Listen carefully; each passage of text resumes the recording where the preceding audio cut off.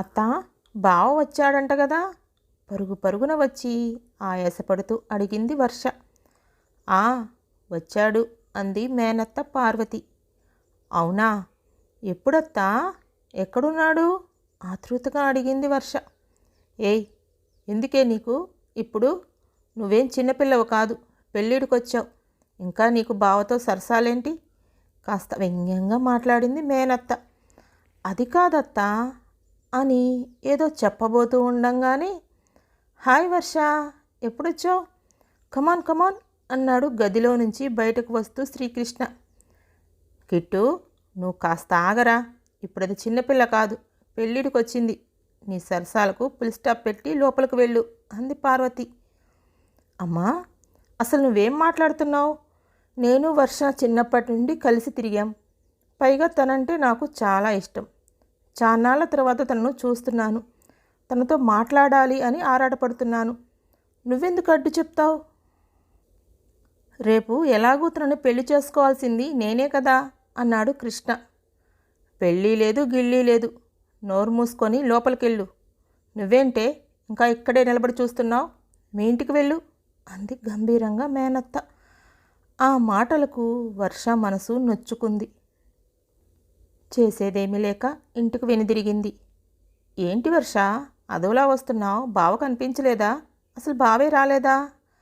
వచ్చినా నీతో మాట్లాడలేదా అంటూ ప్రశ్నల వర్షం కురిపించింది తల్లి జానకి. అది కాదమ్మా, బావను ఇకపై నేను కలవకూడదంట అత్త చెప్పింది. పైగా నన్ను కలవకుండానే పంపించేసింది అంటూ చిన్నపోయిన ముఖంతో చెప్పింది వర్ష. అలా అందా పార్వతి. సరేలే, ఇప్పుడు వాళ్ళు మనకన్నా పై స్థాయిలో ఉన్నారు కదా, అందుకే అలా అని ఉంటుంది. శ్రీకృష్ణ మాత్రం అలాంటి వాడు కాదు, నిన్ను తప్పనిసరిగా చేసుకుంటాడు. నువ్వేం బాధపడకు అని ధైర్యాన్ని ఇచ్చింది జానకి. ఏంటోయ్, ఏదో బాధపడుకో అంటున్నావు? ఎవరిని అంటూ అప్పుడే వస్తూ ప్రశ్నించాడు భర్త శ్రీరామ్. ఎవరిని కాదండి, మన అమ్మాయినే. తన బావను చూడాలని వెళ్ళింది. మీ చెల్లెలు కుదరదు అని పొమ్మందంట.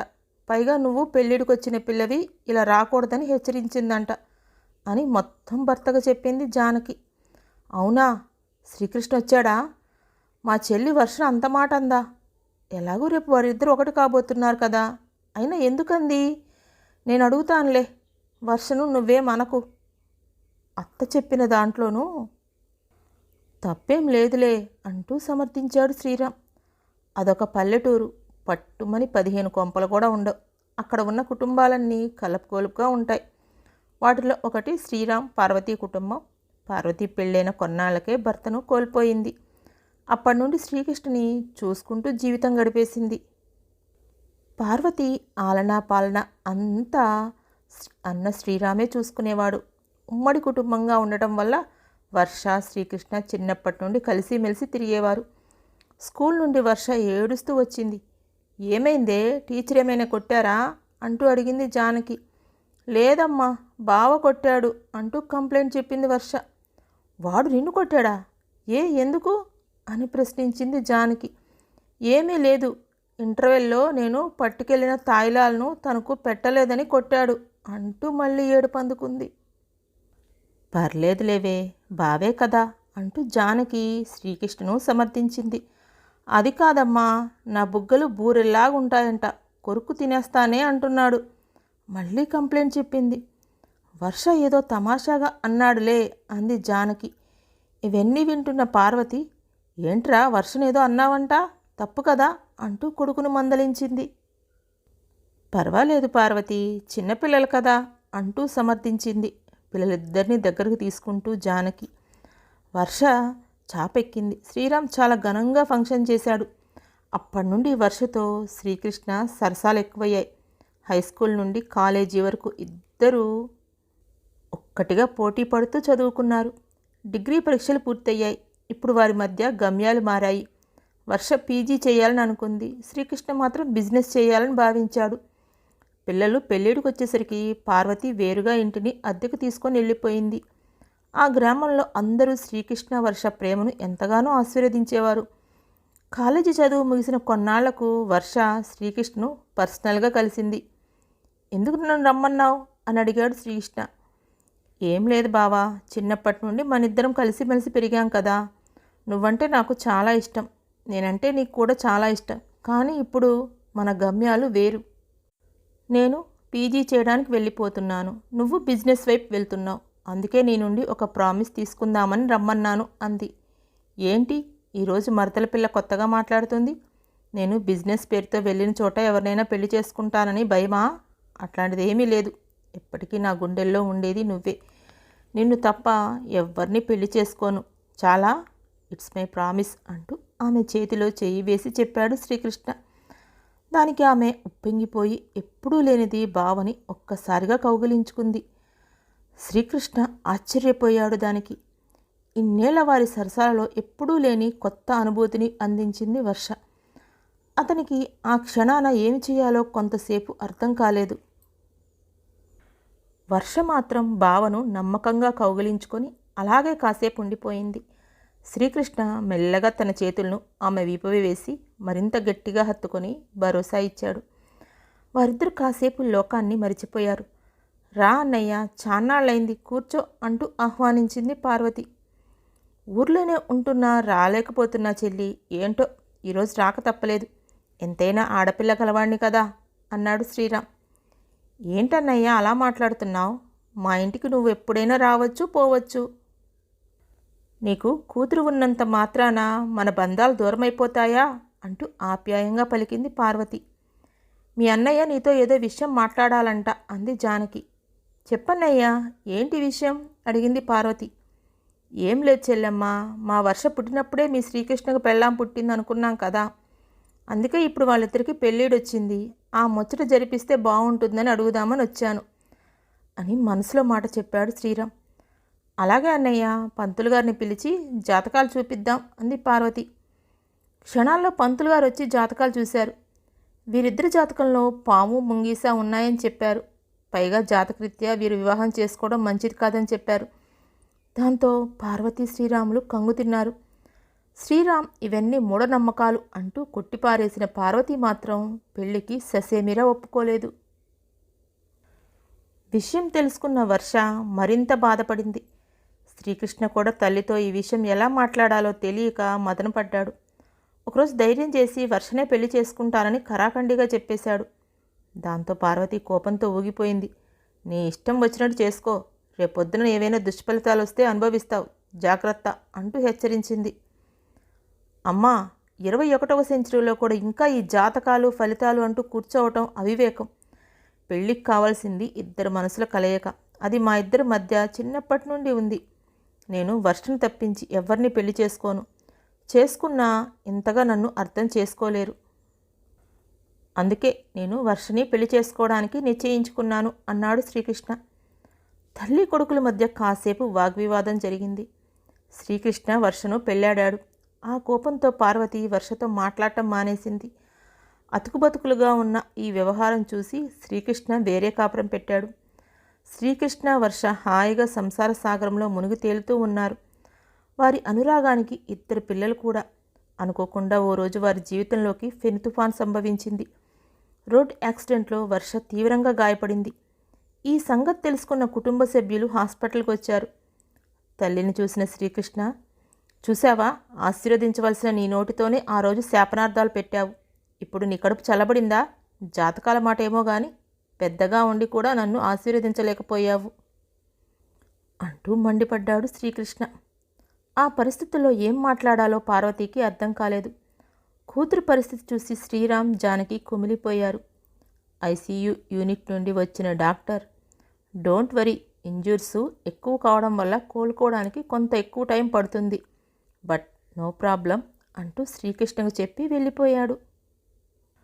ఆ మాటలకు అందరూ కాస్త ఊపిరి పీల్చుకున్నారు. కొంతకాలం గడిచేసరికి వర్షను డిశ్చార్జ్ చేశారు. కోడల్ని హాస్పిటల్ నుండి నేరుగా తన ఇంటికి తెచ్చుకుంది పార్వతి. బెడ్ రెస్ట్లో ఉన్న ఆమెకు పగలంతా పార్వతి చేసే సేవ చేస్తే రాత్రిపూట శ్రీకృష్ణ సేవ చేసేవాడు. మెల్లగా కోలుకుంది వర్ష. ఇంజూర్స్ వల్ల ఇదివరకటికి అందం లేదు. తన అందం అంటే బావకు చాలా ఇష్టం. ప్రతి క్షణం అందాన్ని పొగుడుతూనే ఉండేవాడు. ఇప్పుడు అది కనుమరుగైపోయేసరికి బావకు దగ్గర కావాలంటే ఏదోలా అనిపిస్తుంది వర్షకి. మునుపటి ఉత్సాహం ఆమెలో లేదు. వర్ష పూర్తిగా కోరుకుంది. బిజినెస్ వర్క్ పూర్తి చేసుకొని ఇంటికి వచ్చాడు శ్రీకృష్ణ. ఎప్పట్లాగే అతనికి భోజనం వడ్డించింది వర్ష. బెడ్రూమ్లో వర్ష కోసం ఎదురు చూస్తున్నాడు శ్రీకృష్ణ. చాన్నాళ్ల తర్వాత ఆమెతో బెడ్ షేర్ చేసుకోబోతున్నా అనుకుంటుండగానే ఆమె లోపలికి ప్రవేశించింది. ఎప్పుడో మడత పెట్టి పక్కన పెట్టిన తుమ్మచాపను పరుచుకొని దానిపై వెనుతిరిగి పడుకుంది. ఆమె చేష్టకు ఆశ్చర్యపోయిన శ్రీకృష్ణ ఆమె దగ్గరకు వెళ్ళి, వర్ష, ఏమైంది నీకు?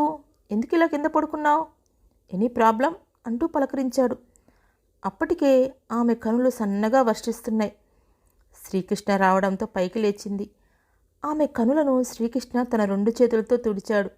అంతే, ఆమెలో మరింత దుఃఖం పెరిగి కన్నీరు జలజలా కారిపోతుంది.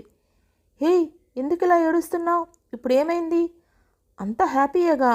నేను అదృష్టవంతుడిని కాబట్టే నువ్వు నాకు దక్కావు అంటూ ఆమెను దగ్గరకు తీసుకొని ఓదార్చాడు. లేదు బావా, నేను దురదృష్టవంతురాల్ని. ఆ రోజు అత్తయ్య మాట విని ఉంటే బాగుండేదేమో. ఇప్పుడు ఈ వికృత రూపంతో జీవితాంతం నీ ముందు తిరుగుతూ నిన్ను బాధ పెట్టడం నాకు ఇష్టం లేదు బావా. చచ్చిపోయినా బాగుండేదేమో అంది నీరు నిండిన కళ్ళతో బావ వంక చూస్తూ. ఏయ్ పిచ్చిదానా, ఏం మాట్లాడుతున్నావు? నేను నిన్ను బ్రతికించుకున్నది చంపుకోవడానికి కాదు, నీతో జీవితం పంచుకోవడానికి అన్నాడు శ్రీకృష్ణ. నిజమే బావా, కానీ ఇప్పుడు నువ్వు గిలిగింతలు పెట్టడానికి నా నడుములో మడతలు లేవు. నువ్వు ఆశగా కొరుక్కు తినడానికి బూరెల్లాంటి బుగ్గలు లేవు. నిన్ను లాలించే అందం నాది ఏదీ నాలో లేదు. అందుకే మనసు చంపుకొని చెప్తున్నాను, నువ్వు నా కోసం మరో అందమైన అమ్మాయిని పెళ్లి చేసుకోవాలి బావా అంది గుండెల్లో భారాన్ని దించుకుంటూ. బాగుందే నీ వరుస. ఇదేనా నీ బావ పట్ల నీకున్న నమ్మకం? ఇంతేనా నీ బావను నువ్వు అర్థం చేసుకున్నది? నేను ప్రేమించింది నీ అంతఃసౌందర్యాన్ని, నేను ఆరాధించింది నీ బాహ్య సౌందర్యాన్ని. అయినంత మాత్రాన నేను నిన్నెలా వదులుకుంటాను అనుకున్నావు? అందం జీవితాంతం ఉండదు, ప్రతి స్టేజ్లోనూ మారుతూ ఉంటుంది. అందుకని ప్రతి స్టేజ్లో ఓ అమ్మాయిని పెళ్లి చేసుకోమంటావా? నేను జీవితానికి సరిపడినంత అందాన్ని నీలో ఆరాధించాను. ఇప్పుడు నాకు కావాల్సింది అందం కాదు, నీతో బంధం. దానిని నేను వదులుకోవడానికి సిద్ధంగా లేను. ఇలాంటి పిచ్చి పిచ్చి మాటలు ఎప్పుడూ నాకు చెప్పకు. మీ బావకు కోపం వస్తుంది అన్నాడు. ఆమె గడ్డం కింద చేయి నుంచి తలను పైకెత్తుతూ. దానికి ఆమె సరే అన్నట్లు తలాడించింది. వర్ష చెయ్యి పట్టి తన బెడ్ వైపు నడిపించాడు శ్రీకృష్ణ. కాలం గడిచింది. సాంకేతిక పరిజ్ఞానం కారణంగా వర్ష కాస్మెటిక్ సర్జరీలతో పూర్తిగా అందాన్ని పొందింది. ఈరోజు వాళ్ళ పెళ్లి రోజు.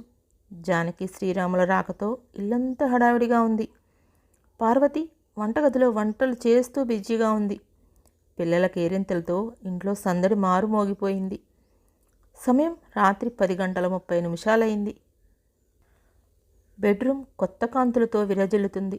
శోభనం పెళ్లి కొడుకులా గదిలో ప్రవేశించాడు శ్రీకృష్ణ. అప్పటికి అతని కోసం వెయిట్ చేస్తుంది వర్ష. ఏంటి మరదల పిల్ల, తెగ మురిసిపోతున్నావు అన్నాడు శ్రీకృష్ణ వర్షవంగా చూస్తూ. ఏముంది బావా, నా అంతఃసౌందర్యాన్ని బాహ సౌందర్యాన్ని నీకు రాసిద్దామని అంది కొంటెగా.